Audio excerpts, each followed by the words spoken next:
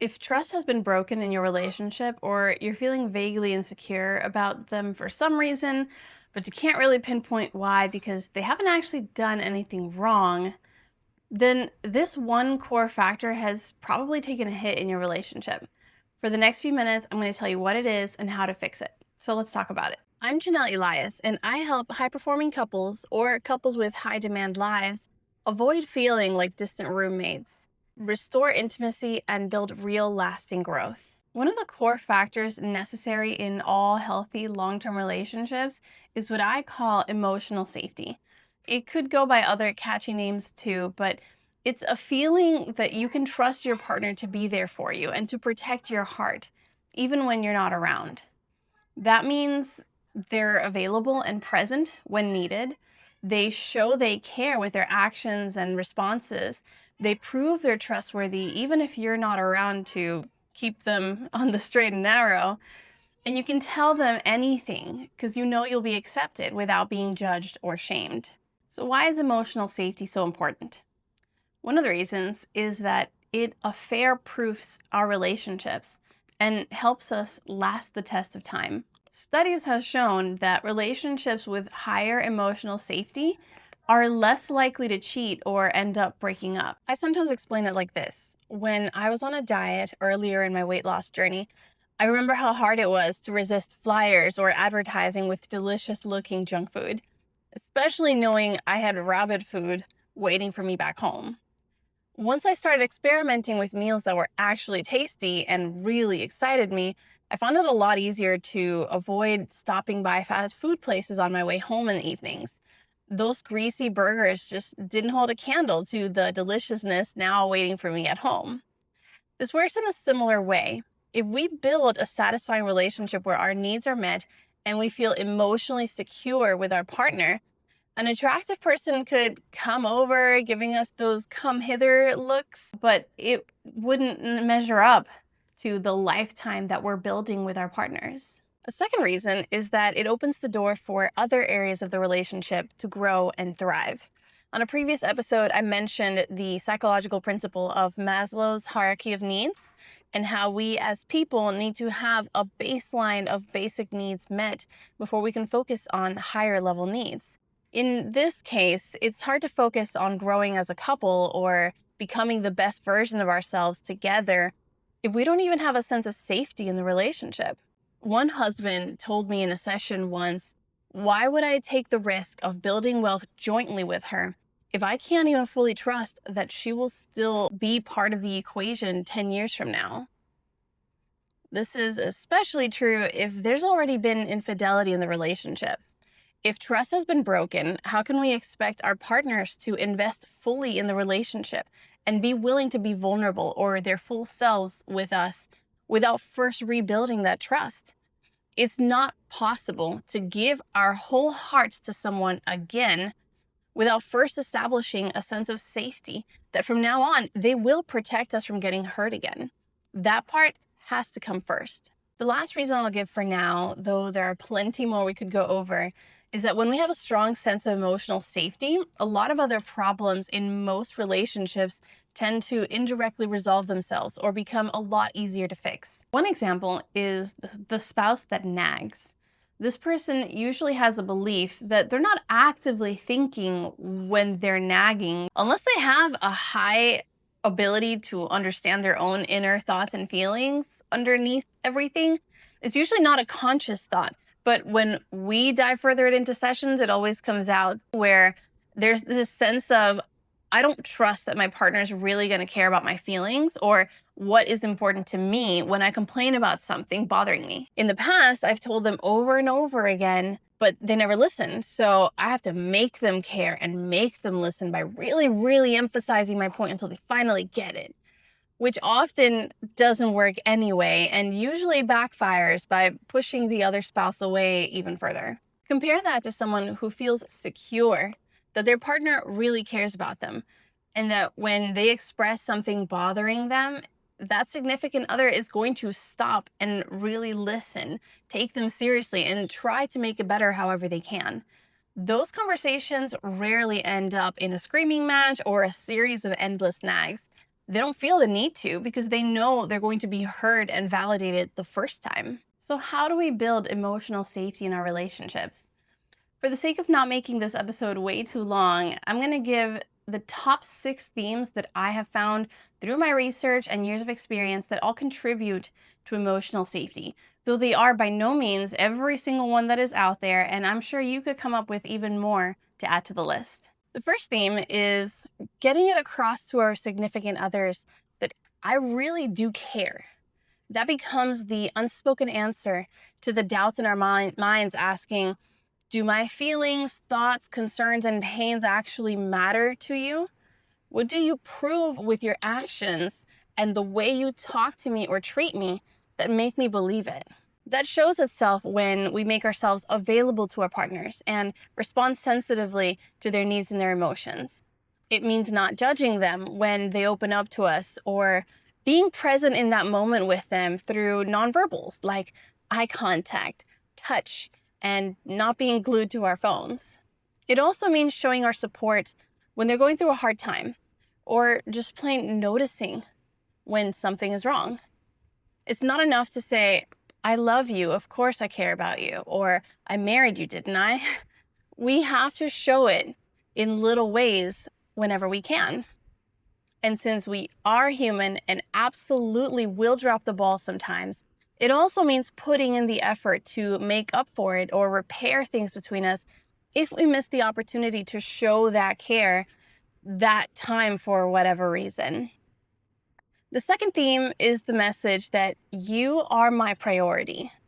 That addresses the silent question anyone may have, asking, will you prioritize the relationship by investing the time, effort, and forethought it takes to keep us healthy and strong as a couple? Or is our relationship at the bottom of the priorities list, collecting whatever scraps of energy are left after work, kids, friends, family, other commitments get your best? It's almost ingrained in us sometimes to say that our long-term committed relationships are our priorities. But actually living that out can be a separate matter altogether.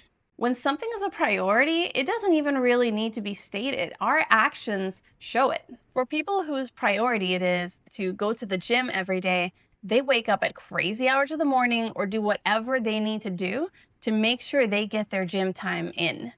They will turn down invitations if it conflicts with their workout schedule, or even keep up the routine while traveling or on vacation. Working out is important to them, so they make the time, put in the effort, and protect that commitment that they've made to themselves. A parent whose kids are a priority will sacrifice whatever they need to make sure those kids are safe, happy, with clothes on their backs and food in their bellies, even if they have to go without themselves. In those dramatic movie scenes where the superhero arrives to rescue the family from the burning building or the trapped car about to go over the ravine, that parent will say, please save my kids first. In my relationship, we've decided that making each other a priority includes going on a date every 3 weeks. It's in the calendar, and that time block is etched in stone. No matter what other scheduling conflicts might come up, that time is protected and everything else needs to be rescheduled because it's important to us and we treat it as such. Despite our best intentions, if we are giving our all to everything else that comes along in our days and barely have anything left to give to our spouses, then we can say that they are a priority, but our actions are proving otherwise. And we might need to take a look at what changes we can make to improve that. This isn't just about spending time either. Our time might be limited, but we can still show that someone is a priority in other ways, like how much mental energy we put towards expressing love towards them or sending little messages here or there. Third is the theme that I am committed. I know I'm going to lose some of you with this one, but it needs to be said. Actions speak louder than words for all of these themes, but probably with this one more than any other. Too many partners talk a good game about commitment, but their hearts and their minds are not rooted in the full weight of what it means to commit to someone, especially for a lifetime. I intend to make a full video on this, but the stripped down version is this. Commitment comes down to a decision. It means I am choosing to make this relationship work to the best of my abilities, even when it's hard. That means we're not always going to feel like it. It also means they might not always deserve the loyalty and sacrifice this will entail, but we're going to give it anyway. Not because I'm following my heart or I'm so in love that love inspires me to act this way. Over a lifetime of ups and downs, that in love feeling absolutely comes and goes. So then why? Because I made a decision. That's one of the reasons my sign back there says, remember why you started. When the feelings aren't there, we could choose to go the easy route and just say, oh, well, we fell out of love. What can you do? But being committed means not letting the emotions guide us, reminding ourselves why we made this commitment to begin with, and then taking the steps necessary to bring back the spark and create those in love feelings again. It is possible, not easy, but I've seen it time and time again. A couple can drag themselves through hell and still come out stronger together for it, if they put in the work to rebuild. Not because they felt like it, because they were committed. Don't get me wrong.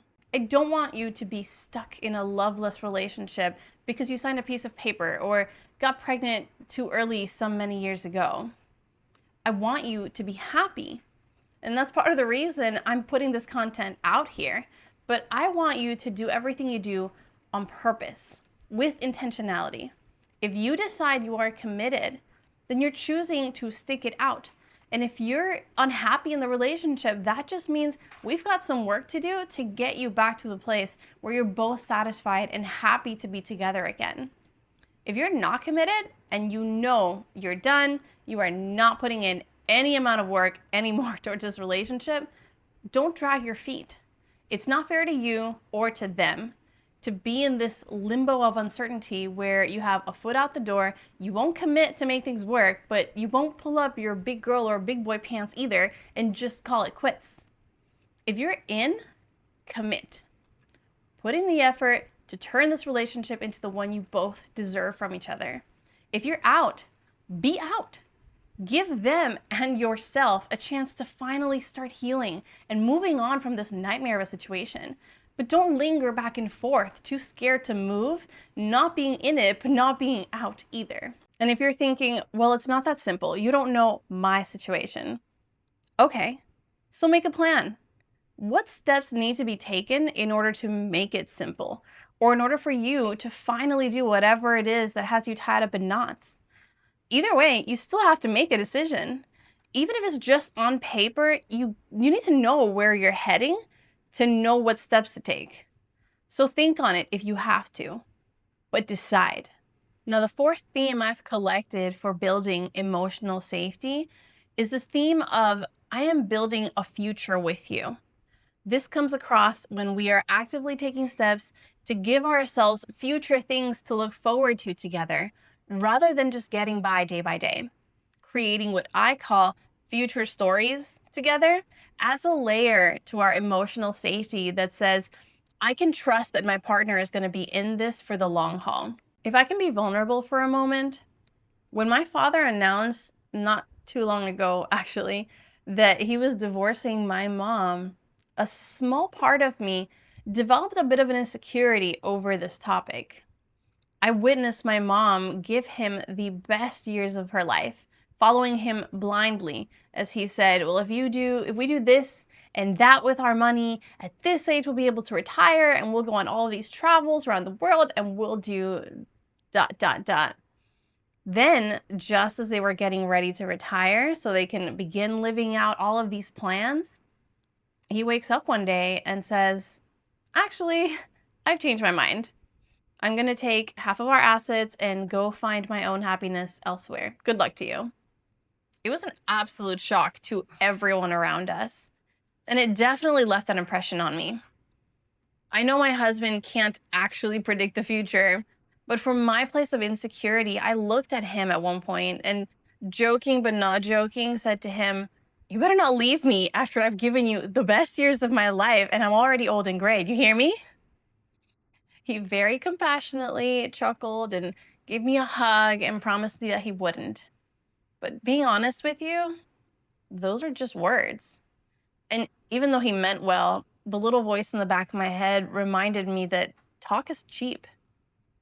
What actually helped me feel the emotional safety that we are genuinely building a future together and prevented me from feeling insecure about this very real thing that happens to people and that my own parents' divorce put right in my face is the fact that we take active steps to build a future story together. We have goals, dreams, aspirations, plans that we have set in motion and have slowly been fulfilling over the last 10 years and will continue to do so.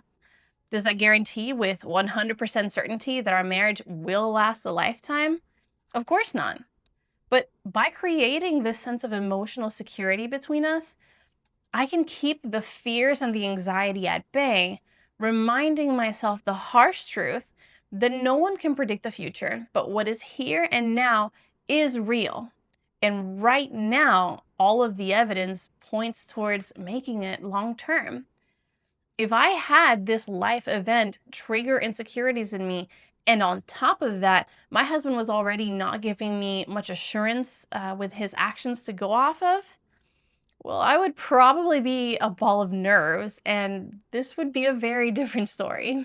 Some examples of ways that couples build future stories together can include setting goals together and making both short and long-term plans for the future, starting or growing a business together if you work well together, because not all couples were meant to be business partners, working towards reaching a certain level of financial security or financial freedom, and then planning out the various ways that you will get there, both through individual effort and as a couple. Travel goals, places around the world that you want to visit little by little. I love the idea I've seen some couples do of putting a big map on the wall and marking off every place they go visit over time. Or things like bucket list experiences that you each dream of having, and then actually making a plan for how you're going to tackle that list little by little, starting now. The key here is action. Don't just dream together and leave it as a fanciful conversation that often doesn't carry enough weight behind it to provide all of those benefits I mentioned.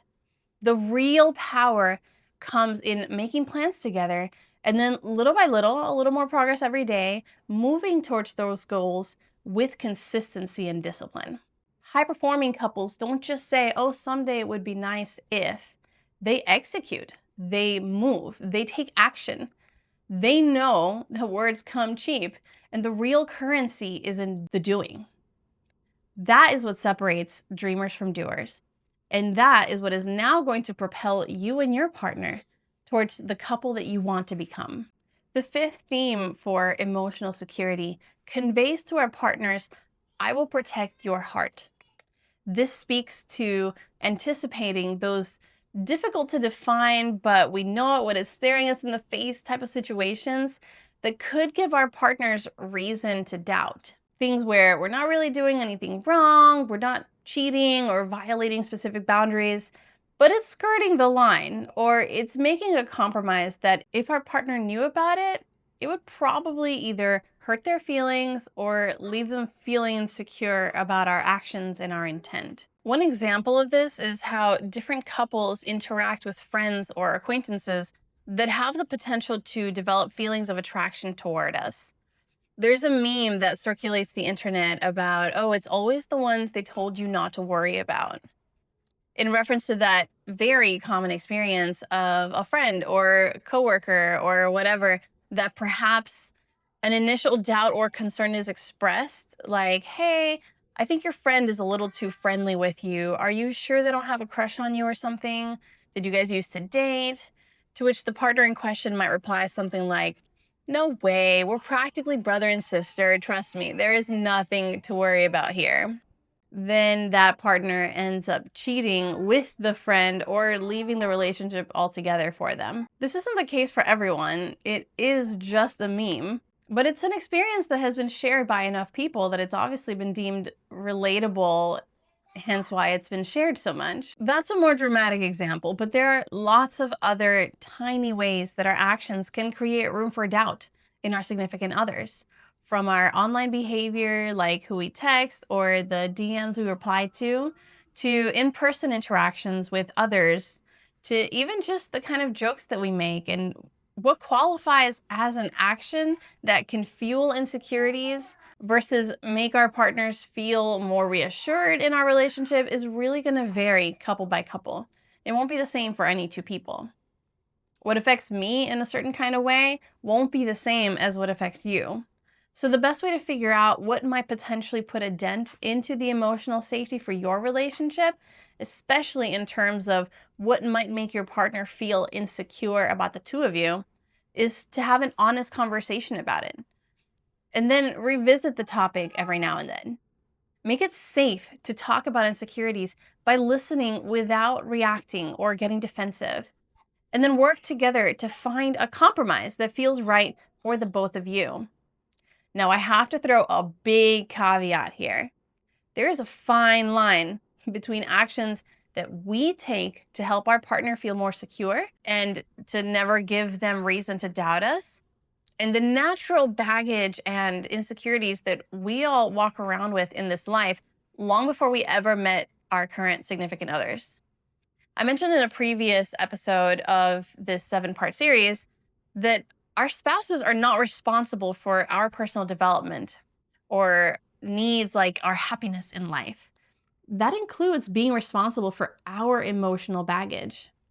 While we can and probably should be considerate to not add to the insecurities with our own actions, we can't take on the sole responsibility of them never, ever feeling insecure, ever. It would be impossible. We never know what we will experience in our day-to-day life that could trigger past traumas or a slew of other problems. If I'm carrying something like that from my past, it's up to me to seek help and work through those issues myself. Not up to my husband to tiptoe around me walking on eggshells so that he never even accidentally sets me off.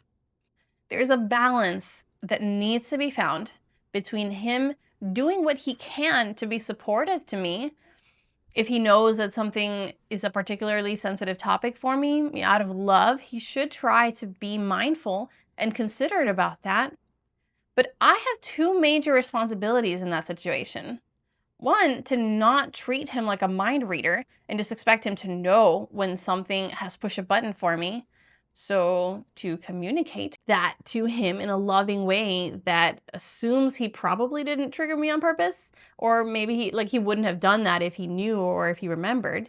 And two, to do my own work, whether in counseling, through journaling, meditation, or whatever else I need to do to further heal from that issue that just came up for me on my own. The same works the other way around. If our spouses have some deep-seated insecurities that they need to work through, we have to be able to both be considerate or supportive of that however we realistically can, and not take on the burden or the responsibility of the work that they need to do on their end. There are ways to be sensitive about it. We don't just want to say something like, well, that's a you problem, so I'm just going to keep doing me.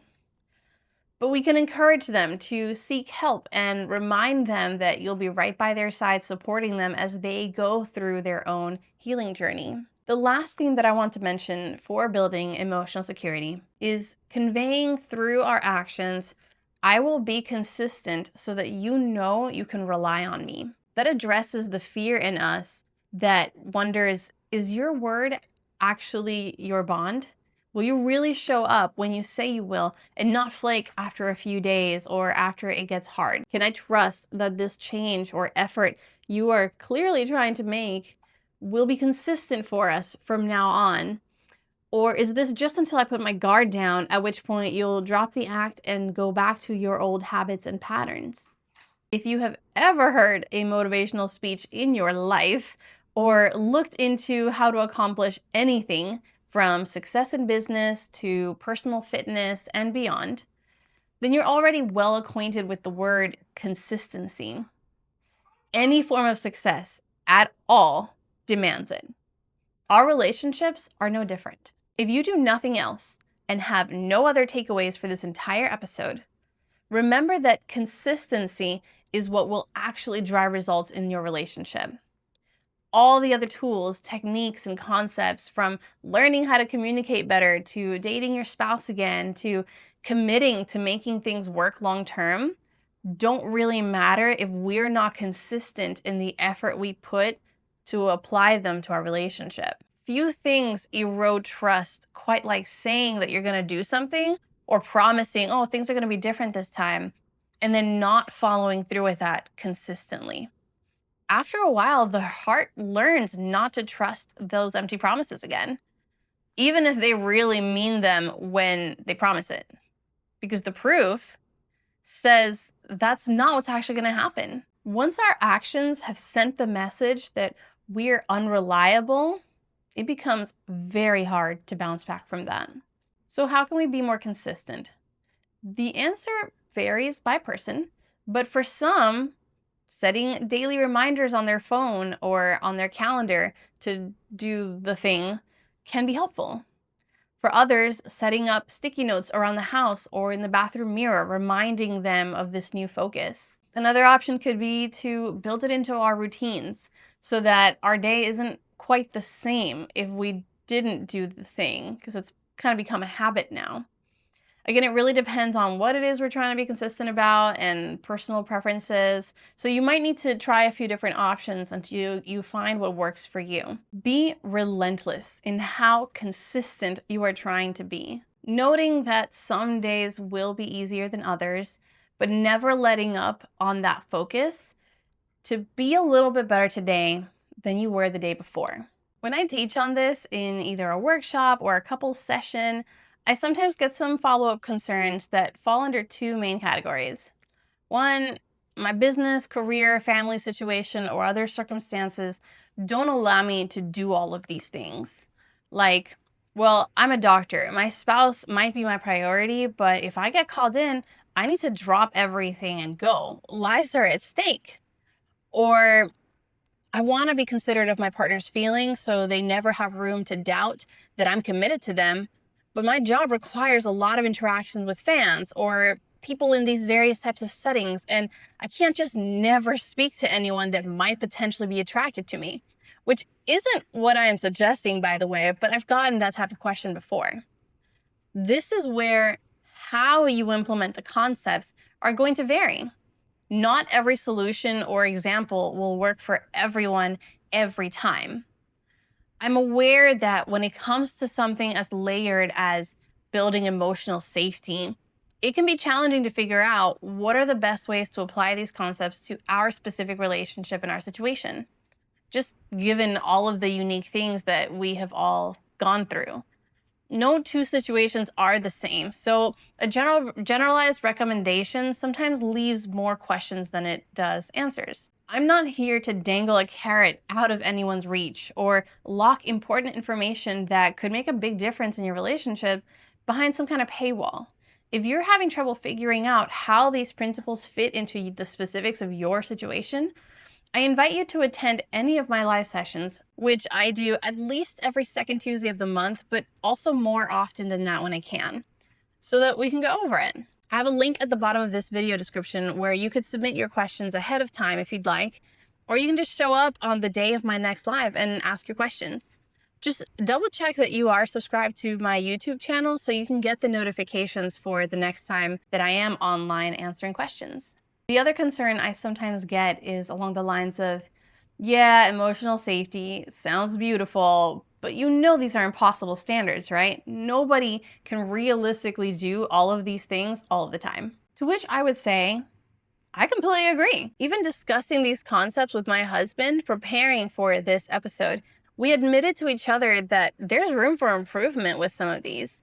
There are days when we absolutely spread ourselves too thin between the kids and work and the lengthy to-do list and other commitments, so that by the time the day is over, there isn't even enough in the barrel for self-care, much less couple time. It happens. The important thing to keep in mind is that these are aspirational ideals to strive for, not perfectionist standards that mean we're failures when we fall short, because we will fall short. Emotional safety, like all other forms of personal and relationship growth, is something we should try to be better about a little bit every day. Some days will be better than others, but getting a little bit farther along today than we were yesterday, and then doing that consistently, means that 10 years down the road, we'll wake up and be impressed at how far we've come, despite the fact that there will still be room for improvement even then. Perfection is not the goal here. It's progress. This is the final episode of my 7-part series on things we can do right now to start seeing immediate improvement in our relationships. If you haven't seen the other parts of the series, I do encourage you to check them out. Out of everything that I mentioned, what is one area that you could start making some consistent progress in today to build greater emotional safety in your relationship? Make a plan, start following through, and reach out if you bump into any questions along the way. You've got this. I'll talk to you next time.